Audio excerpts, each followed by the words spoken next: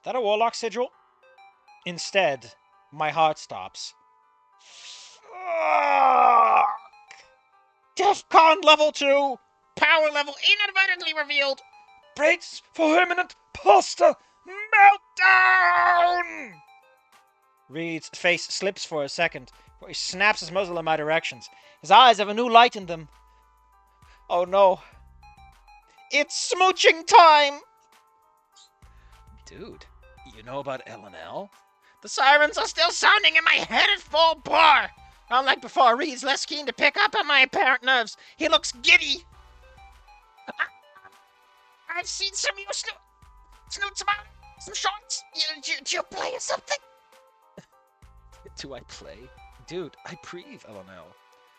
I've been DMing campaigns for like years now. I've got that. Okay, tune out! The rant, eager as it is facing the white noise, I try not to suffer a mental overload of nerd shit. Of all the things I possibly could have pecked this motherfucker for, tabletop role-playing is not one of them. He continues to be an enigma. All he continues rambling on, my mind drifts to that contact info. It's a little silly to think that my middle school days will come back to haunt me like that, but I recognize that class symbol from anywhere. Hold up. What do you mean class symbol? Does D&D Beyond have like little class sigils? I didn't know that. I just have my totally legally acquired book.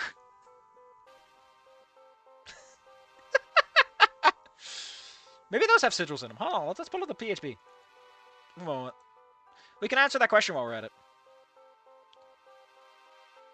I'm so high-pitched, the mic isn't picking me up! That's how you know I'm doing it right. I'm sorry, though. I'm sorry.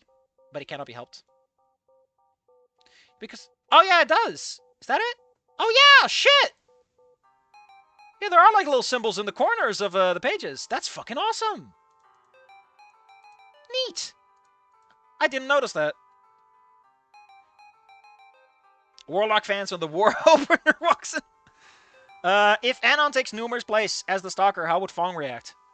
I think the one thing Numer has going for her is that Naomi, like, knows Fang?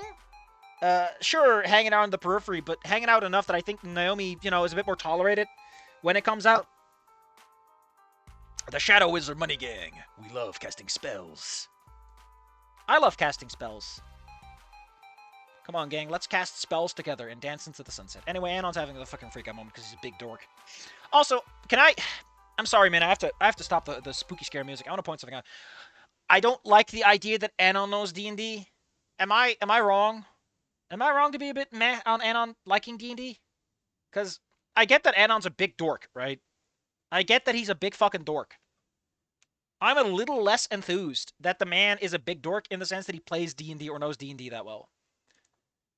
It's not that I have anything against Dungeons & Dragons, okay? That's not my problem. My problem is that Anon is a video game dork and an anime dork. Making him a D&D dork on top of everything else doesn't work for me. It's a little too much. Hold up, I need to remind you of this adorable sticker that I like a lot. No, fucking paste the... There. Go there. What do you mean nothing matches? It says all... Show me all files. You fucking bingus. This is Anon. Big dork. I love this sticker. It's so good. Here lies Big Dork. Anon strikes me more as a weeb than a TTRPG simp. That's what I mean. I'm fine with the idea that Anon knows about D&D. Like, it's a fairly big concept. The problem is D&D is extremely mainstream these days. It is far more mainstream than it ever was. And Anon is a niche weirdo. Like, I get that Rockring is a bit mainstream. Fair.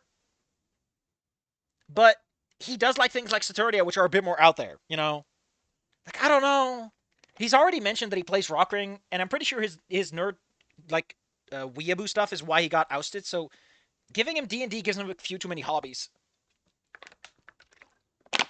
Most weeb shit like those game isekais have TTRPG elements, yeah.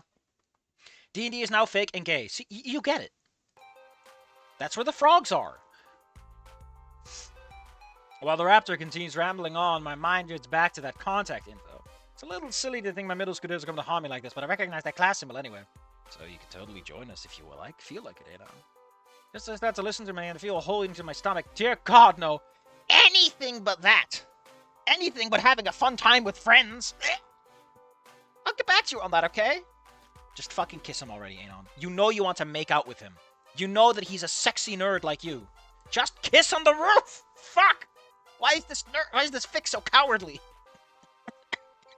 Oh, shit.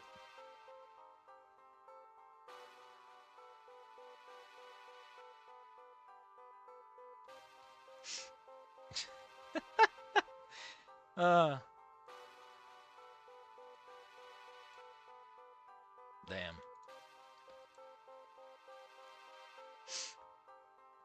He gives me a pair of finger guns. Just as we can't do finger guns, Anon. The engine's too shit. As this and thrum of the bell interrupts us. It's probably our sign to get back downstairs before we get caught up here. Reed's phone sends out a notification, pulling my attention back to the Raptor. He glances down before looking back at me. Sweet. It's been cool up here, but let's bounce. Naomi told we gotta be in homeroom in a few minutes. I thought we only had homeroom once a week. It is, but having a special session or something? I don't know. I shrug back and begin to follow him towards the entryway of the rooftop. Move across the rooftop, blah, blah. Oh, yeah, I think that actually happens in the game, right? Like, they're for some reason back with homeroom the next day. At least I remember they're with, They're talking to Miss Roberts about it fairly early on afterwards.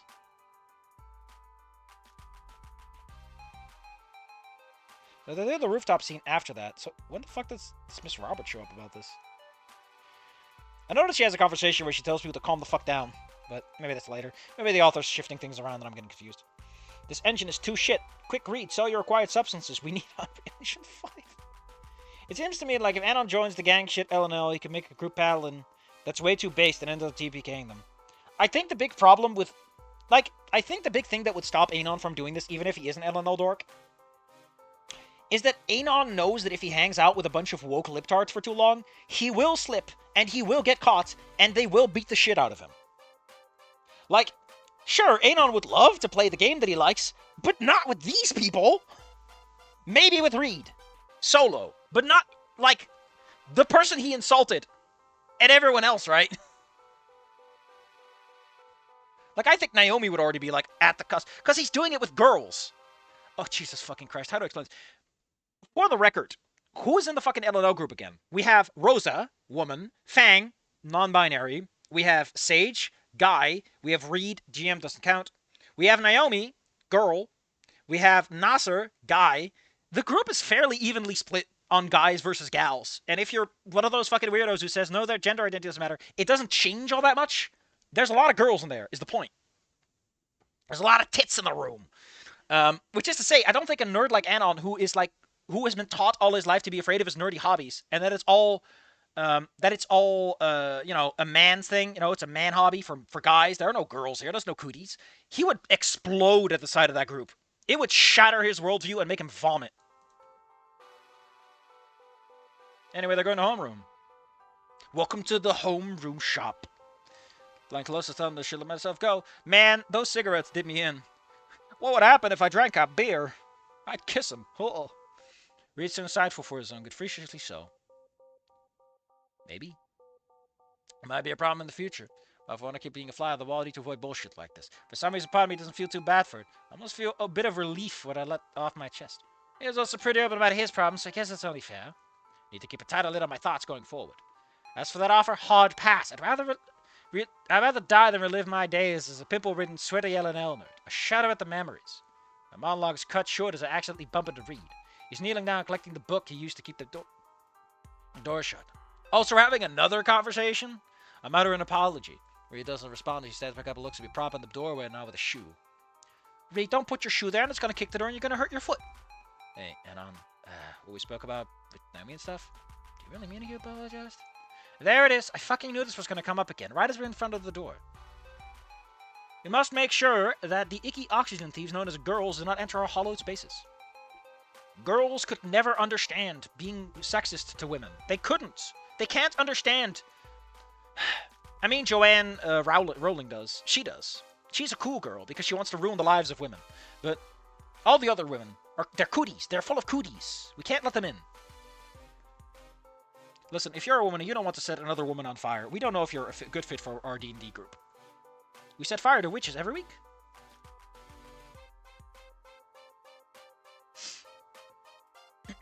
They yucky. Ugh. They always smell nice. They clean themselves. They make me feel bad about the fact that I haven't bathed in a year. Yeah. I don't know, it's gonna fucking come up again. Too smooth, too good to be true.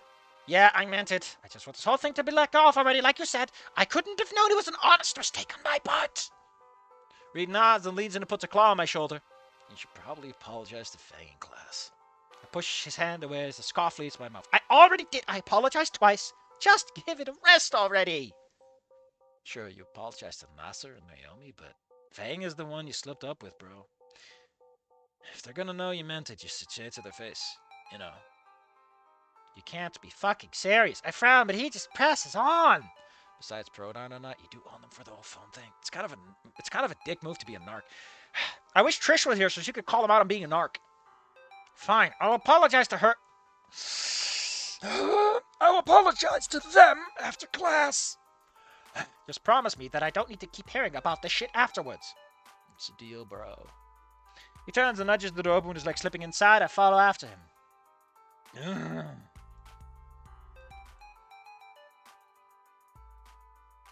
Yeah, let's do some more Hyperlight Drifter stuff. It's a nice background ambience.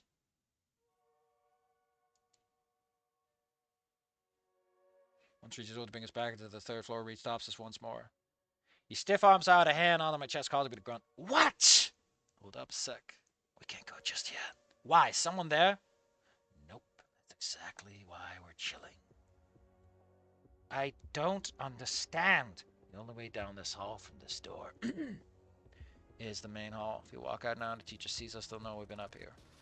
Once the guy starts piling down this way to get to their classes, they won't be able to tell the difference. Trust me. I give him a nod, but I can't be asked to press further.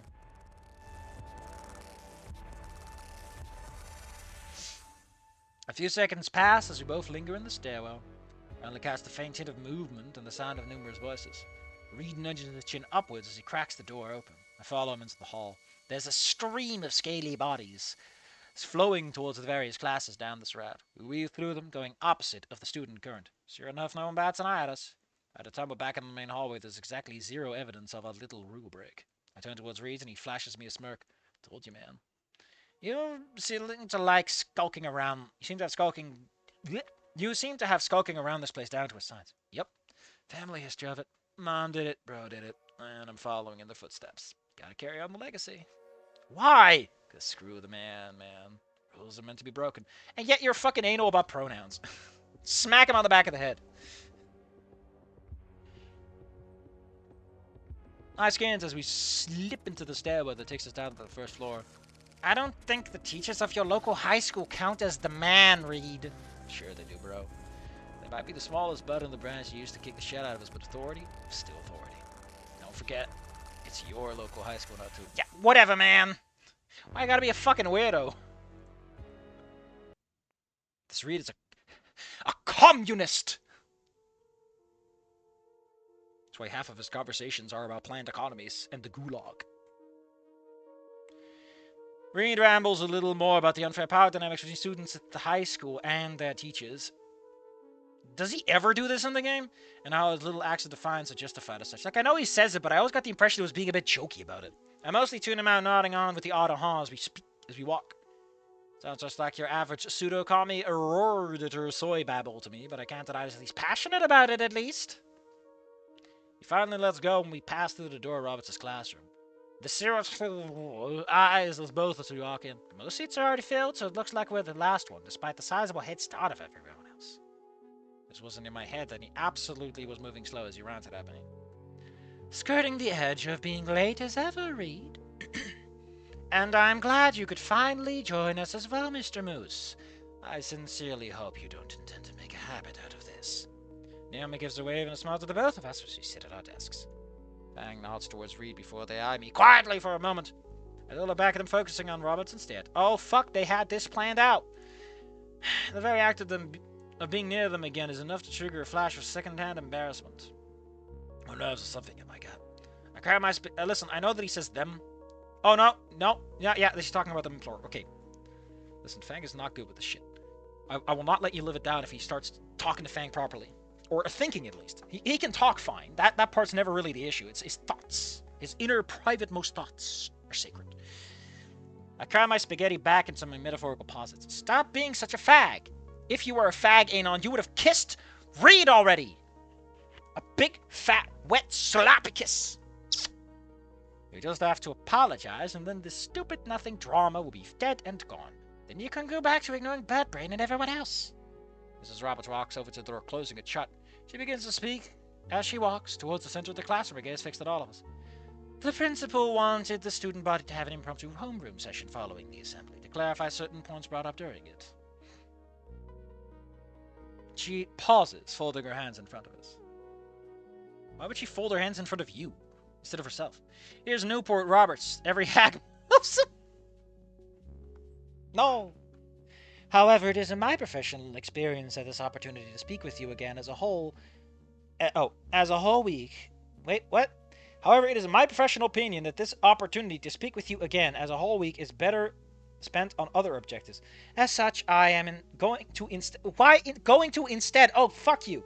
As such, instead, I'm going to say that if you have your questions about what was discussed this morning, I recommend that you speak to our members of the Student Council. We're fortunate that our president is with us in the room at this very moment. Does that sound all right with you, Naomi? Absolutely. If there's anything you guys want to know, just ask me after class, all right? Even if it is stuff unrelated to the assembly, I can help with a lot of things. Excellent, thank you, Naomi. The teacher takes a moment to clear her throat. Okay, listen, all right? If I recall, I'm looking at this, right? Okay, where can I find this fucking scene? So this is them going to school, this is them on the rooftop, this is the assembly, this is after the assembly, this is in the music room, this is Fang back at home, this is Fang with the MIDI transformer, which happens before... That's not that classroom, that's not that classroom. When the fuck does Fang do this? It's gotta be the next week. Yes! Hold up, let me find the scene.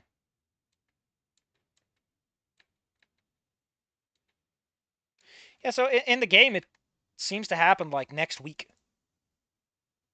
For college application. God, she sounds way more nasal than I remember. Why are we even doing this? So yeah, and then the game, it's next week. Also, it's Reed who brings it the fuck up. What future? Yeah, it's. I know the author's trying to do something different, but the fact that Roberts never brings it up is kind of important. Like, Roberts does not acknowledge the meteor as a significant threat because, again, as the fucking wiki, the wiki has a really nice quote on this that Mrs. Roberts follows very stringently. There will always be a reason to avoid difficult tasks, and I advise you to desensitize yourself to it, or else you'll never leave this classroom. Her character is not that she's going to vindicate a fucking news broadcast like this. Again, it just doesn't really work for her to bring it up first. There's a reason Reed does it. The guy who is most nervous to the point that his entire fucking D&D campaign starts revolving around it. Hello? Like, Fang doesn't care because Fang is obsessed with the band and everything.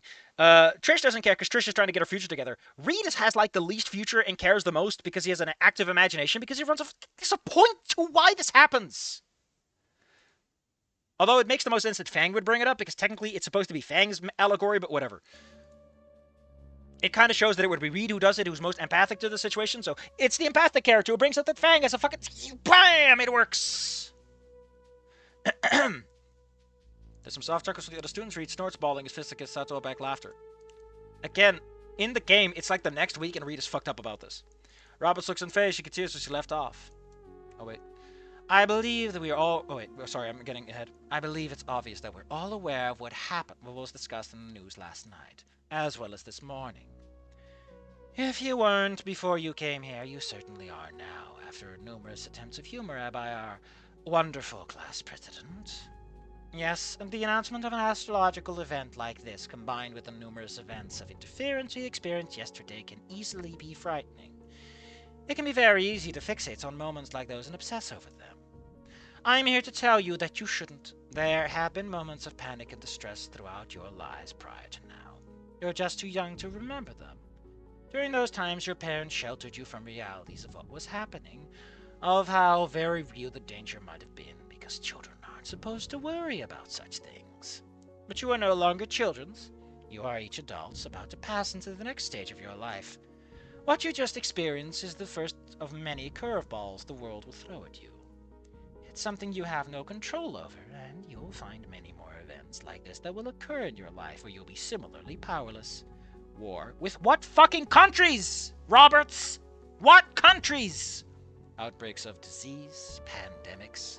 That's the same fucking thing! It's easy to give in to despair and work yourself into a rut. Instead, focus on what you can accomplish in the moment. It's like plus 30 scenes they cut out that they show at the end of the flashbacks. Yeah, that's fucking sucked, man. There's some cute outfits at prom I'm missing. If nothing else, if you absolutely must use moments like these as motivation or a reason to reflect upon yourself and your actions. Reed goes quiet for a moment as she watches our reactions. Most of them is looking back at her, but just out of me, I catch Reed looking at the floor. He looks conflicted. I think back at the rooftop, about him wondering about if you spend your life worrying about the wrong stuff. I chew the inside of my cheek as if, why does he care so much about fucking Reed? I'm gonna chew my cheek. In a way, I think I might have been doing that. Oh, so he's thinking about himself. Not exactly what he likely meant at the moment. Maybe. Both seem to lack a motivation for the future, he was willing to point out. Maybe it's not that I was worrying about over the wrong stuff, but focusing on the wrong stuff. Like the poster tucked away in my apartment closet and all it represents. How different would things be now if I just spent the time pursuing virtually any other interest? I hadn't made those stupid fucking images as some sort of retard wish fulfillment. I wouldn't be here right now, that's for sure. Before I can sink further into myself, Roberts clears her throat. She sighs softly. Why would she clear her throat and then sigh? That's a weird order of operations. Lifting a claw in a dismissive gesture. Remember that? Yeah, I know they rewrote it. I get it. Not have to bring up everything about Goodbye Volcano High's development process. Save it for when it's relevant so you have some topics left when we get there. As I always say it. Now, do bear this in mind. I've said all of this because I want to capitalize on the panic some of you may be feeling, in hopes of providing you with the tools on how to effectively dismiss it or harness it. In reality, what happened is a classic fear-mongering compared by our journalistic industry. News outlets need clicks, and nothing gets attention like hysteria. If any of you do any kind of research beyond the skimming of the headlines, you will find that this asteroid is barely on our metaphorical radar at this time. If this author is going to go the direction of actually the asteroid isn't the problem at all, and actually goes with that, and we'd never get the full panic outside of people freaking the fuck out over nothing, you know what? I'll give him a point for that. Yes, there is a non-zero chance of collision, just like tens of thousands of other astrological entities that our scientists catalog passing through our solar system each year. The only reason this one got noticed is because of its electronic interference, which likely has a perfectly mundane explanation behind us. So likewise, take away from our meeting today to actually look into matters like these. Alarmism can only control you if you allow it. The best weapon against shockvertising, like we are experiencing at this very moment, is an educated reader. So, the problem I have with this is, again, this is kind of where these two universes don't fit. In Goodbye Volcano High, it is clearly a single massive world government. It is not America, and then there's France, and then there's China. No, it is just one big country because they talk about the communities and everything. There's no, like, countrywide announcements. It's all done in a very global scale by the feel of it. The bigger problem I have is that it's never implied that this is shockvertisement. It's just people overreacting. Like, we don't talk about the actual nature of like, the news is doing this to fuck with you, right? It is implied that news agencies do not operate on shock clicks. They operate either independently, like they're state-funded directly, or there's no profit motive to them. The problem I have is that with everything that Goodbye Volcano High does, the idea of turning it into a shock campaign by a journalistic industry doesn't work. Like, I get that it's a different universe, but it just grates me that you're using Goodbye Volcano High, but you're taking, like, the characters, but nothing else. While those characters are very much shaped by the world. Like, let me tell you, right? I'm gonna give you something. Do you want to know why I think Fang watches the fucking news? I'm gonna give you 2 seconds to think about why Safi might think that Fang watches the news unprompted late at night. Why does Fang watch the evening news? If I had a little like or something like that, I would play it by now, but there is a reason, and it's not weird or skeptical or funky. What the heck? God dang it.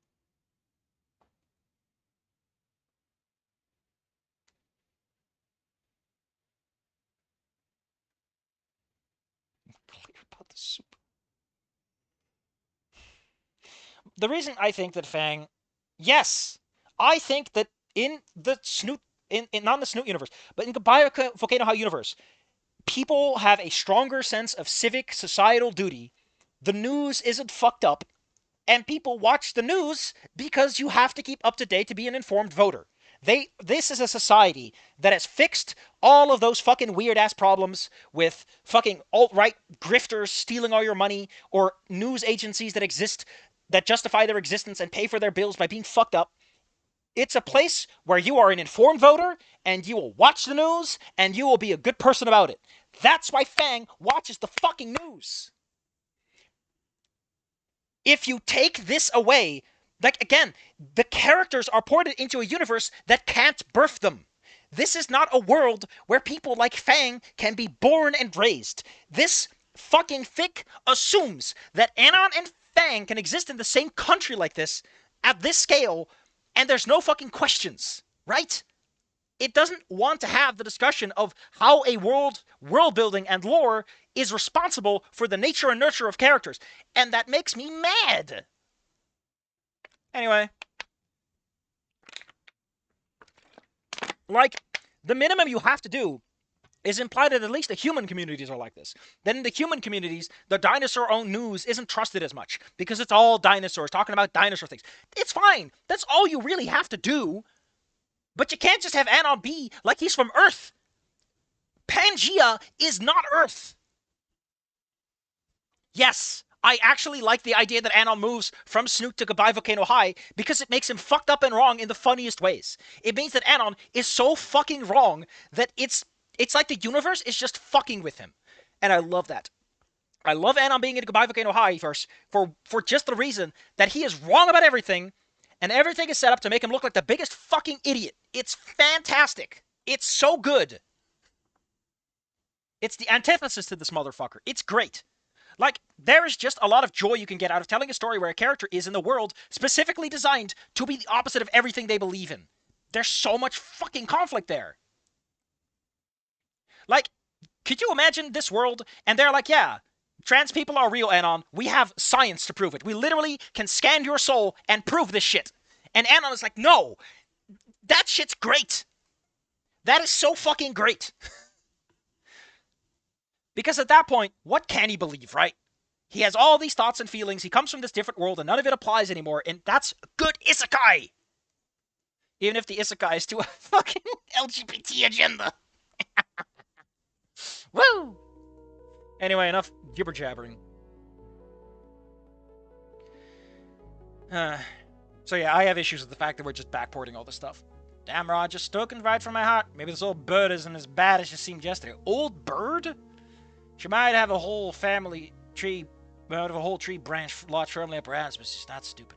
Maybe a little long-winded, though. Big words coming from a fucking fanfic author on AO3, buddy. Big words.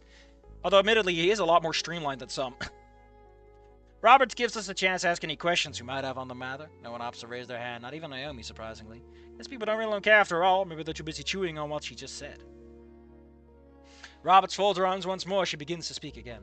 Very well. We have a short amount of time left, so I'll conclude our assessments from yesterday. Introducing Mr. Moose delayed us, and it caused me to miss some of you. Wait. We're doing the Fang later. I feel a gentle touch of worry in my chest as she passively calls me out. It passes as she focuses on the person sitting next to me. Given how class ended, and seeing how you're one of the few left, we'll start with you, Fang. The Parasaur blinks, looking away. Okay, listen, I'm gonna pull a Fang's voice. I can't do a good Fang's voice, because Fang has like a really distinctive voice in this. It's really interesting. Like, listen to this. Yeah. How do I... how does it work? Like, it's 2 layers deep. You got a woman trying to sound deep.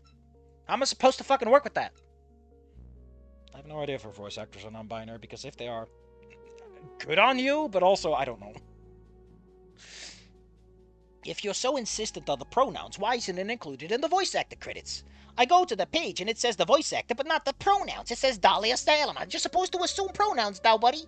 I thought we were not supposed to do that. All I'm saying is, I feel like for all the things that we supposedly do, we're not quite caught up yet in all the ways.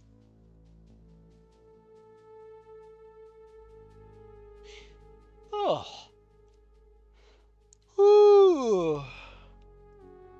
Man, I'm tuckered out. The big walk. I got shit to do later today.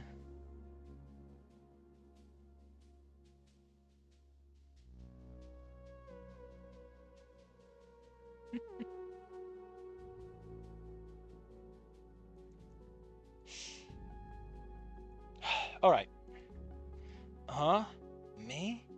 Correct. Please share with us what your plans after graduation are. They fidget in their seat. Oh, wait! Anon is doing it! Ah, shit. Remember how I just said Anon shouldn't do the pronouns correctly in his head because he doesn't actually believe it and only says it to get out of his... Ah, you poor idiot. You fucked it up. You've earned the Safi point of disapproval. I'm gonna tour with my band, they say, seeming to pick up confidence as words leave their mouth. Yeah, I think the center might have a pointer, because if Anon's actually changing his actual mind instead of just the words he says, confidence, Roberts hasn't reciprocated anyway.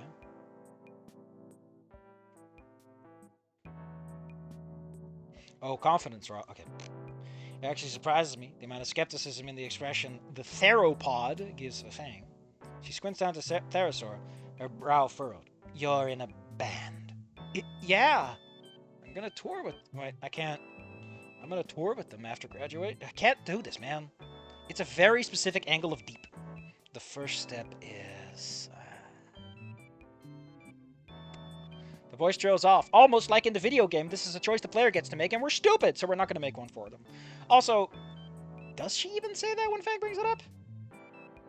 I don't think she does, though. Maybe she does, actually. I'm going on tour with my band. Right after well, I'm going... Yeah, I don't think Roberts interjects. I think Roberts just waits on it and then says, you can get a good career after that. La Benda. Plans after you graduate. Anon, bold of you to assume I'll graduate before the world ends. See, Scary Dave gets it. It's a work in progress. We're still feeling it out, you know. Naomi had turned around in the seat by this point. She gives Fang a reassuring smile. Well, that sounds neat. What kind of portfolio do you have so far? Can't help but notice something in Naomi's eyes as she looks at Fang. I don't know what the hell to call it. She's being friendly, of course. Fang's friend, you dumbass.